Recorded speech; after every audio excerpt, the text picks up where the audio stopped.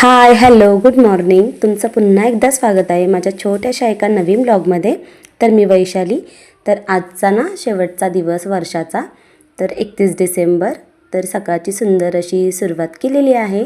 तर घरात ना टी व्हीचा आवाज होता, त्याच्यामुळे माझा आवाज मी म्यूट केलेला आहे. तर मुलांना ना आज टिफिनची सकाळी तयारी करायची होती. तर आज शेवटचा दिवस असल्यामुळे त्यांनासुद्धा टिफिनला काहीतरी वेगळं न्यायचं होतं. तर वेगळं काय देणार, तर पोळी भाजीशिवाय तर शाळेमध्ये टिफिनला पोळी भाजीच लागते. तर सायंकाळीच ना मस्तपैकी पनीर करून ठेवलेलं होतं. तर घरचं दूध असल्यामुळे थोडंसं उरतंच, तर मग त्याच्यामुळे पनीर केलेलं होतं. मस्तपैकी कांदा टोमॅटो थोडेसे काजू वगैरे टाकून अशी फाईन अशी पेस्ट केलेली होती. आणि मला सकाळी पनीरची भाजी केल्याच्यानंतर परत दुसराही स्वयंपाक बनवायचा होता. आज 31 डिसेंबर म्हटल्यानंतर खिचडीही करायची होती. आणि घरातल्यांचा स्वयंपाक तर मळ्यात जायचं, त्याच्यामुळे भरपूर सारी कामं.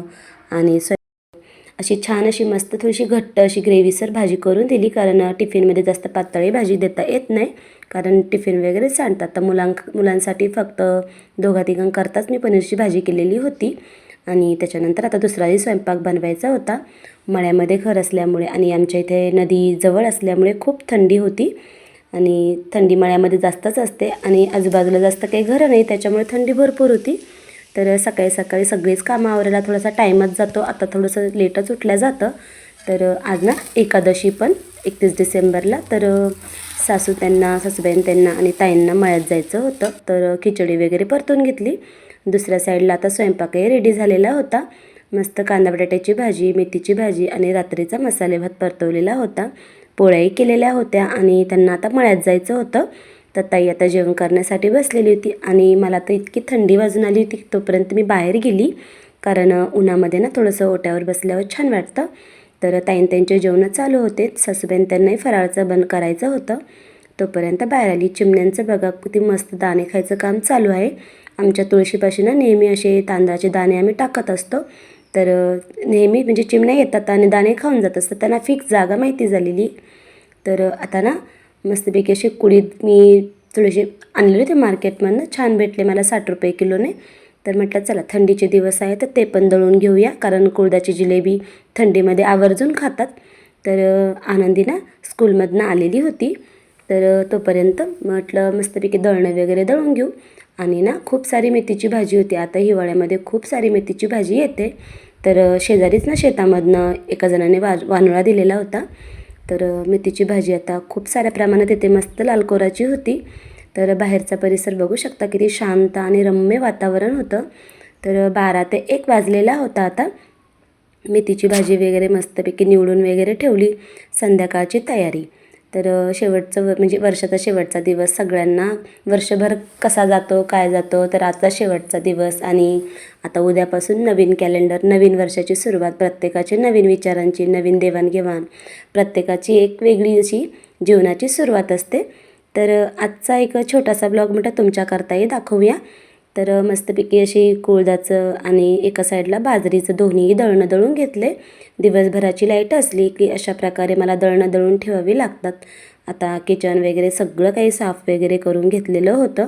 आजचा दिवस कसा गेला काही कळालंच नाही, कारण दिवसभर दळणं वगैरे, भाजीपाला नेसणं पुसणं असं कामं चालूच असतात.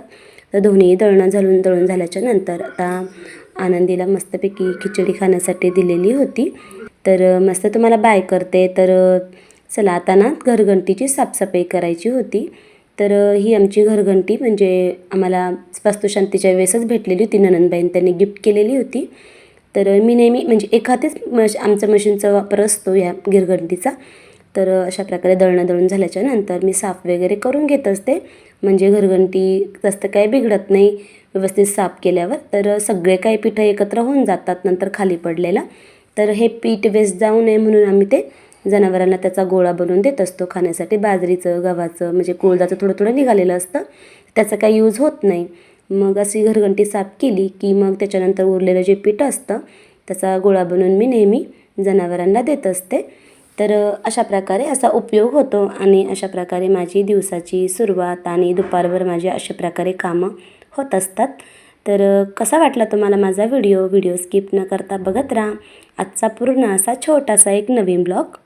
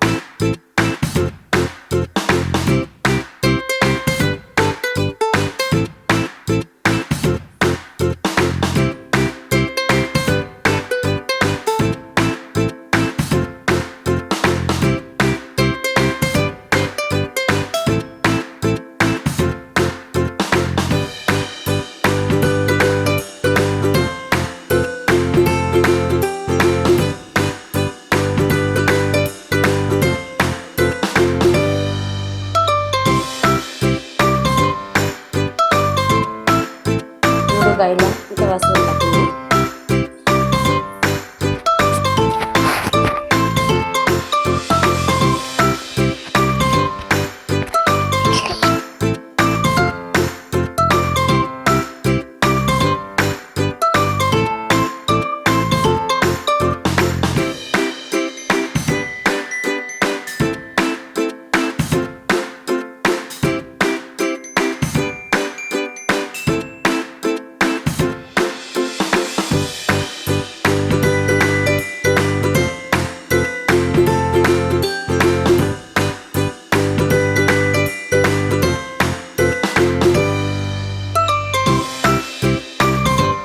चला आता ना सगळी काही दिवसभराची कामं आटोपलेली आहे आणि आता सायंकाळची सुरुवात.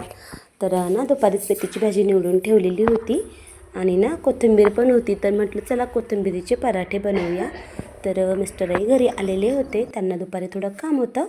तर आता त्यांनाच आवडतात सगळ्यांना कोथिंबीरीचे पराठे. थंडीचा टाईम म्हणतात गरमागरम पराठे वगैरे खाऊ वाटतात.